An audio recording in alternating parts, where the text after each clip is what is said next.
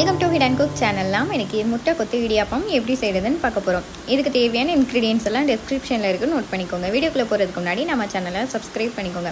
முட்டை கொத்து இடியாப்பம் பண்ணுறதுக்கு ஒரு பாத்திரத்தில் நல்லெண்ணெய் சேர்த்துட்டு ஹீட் பண்ணிக்கிறேன். நீங்கள் உங்களுக்கு விருப்பமான எண்ணெயை சேர்த்துக்கலாம். இது கூட 2 காஞ்ச மிளகாய் சேர்த்துக்கிறேன். அதை இந்த மாதிரி கட் பண்ணி சேர்த்துக்கிறேன். கூடவே ஒரு பவுல் அளவுக்கு சின்ன வெங்காயம் சேர்த்துக்கிறேன். உங்கள்கிட்ட பல்லாரி வெங்காயம் இருந்தால் கூட யூஸ் பண்ணிக்கலாம். சின்ன வெங்காயம் சேர்த்தோன்னா டேஸ்ட் இன்னும் அதிகமாக இருக்கும்.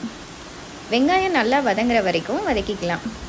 வெங்காயம் கலர் சேஞ்ச் ஆனதுக்கு அப்புறமா 5 முட்டை சேர்த்துக்கிறேன். முட்டை சேர்த்ததுக்கு அப்புறமா கரண்டி வச்சு மொத்தமாக கிளறி விடாமல் இந்த மாதிரி லைட்டாக கிண்டி விட்டுக்கோங்க. இந்த முட்டை குத்தி இடியாப்பம் வீட்டில் இருக்க எல்லாருக்குமே ரொம்ப பிடிக்கும். குழந்தைங்கள்லேருந்து பெரியவங்க வரைக்கும் விரும்பி சாப்பிடுவாங்க. கண்டிப்பாக மிஸ் பண்ணிடாமல் ட்ரை பண்ணி பாருங்கள். இப்போ பார்த்தீங்கன்னா முட்டை பொடி மாஸ் மாதிரி நல்லா ரெடி ஆயிடுச்சு. இது கூடவே பெப்பர் பவுடர் சேர்த்துக்கிறேன்.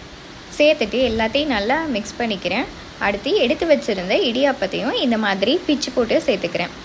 சேர்த்துட்டு முட்டை கூட இடியாப்பத்தை நல்லா மிக்ஸ் பண்ணிக்கலாம். பொதுவாக இடியாப்பம் சிக்கன் கறி தேங்காய் பால் வச்சு சாப்பிடுவோம். ஆனால் இன்றைக்கி நம்ம ரொம்ப ஸ்பெஷலான எக் கொத்து இடியாப்பம் ரெடி பண்ணியிருக்கோம். இதுக்கு சைடிஸ் எதுவும் தேவையில்லை, அப்படியே சூடாக சாப்பிட்லாம். இந்த ரெசிபி உங்களுக்கு பிடிச்சிருந்துச்சுன்னா வீடியோவுக்கு லைக் பண்ணுங்கள். மறக்காமல் நம்ம சேனலுக்கு சப்ஸ்கிரைப் பண்ணுங்கள்.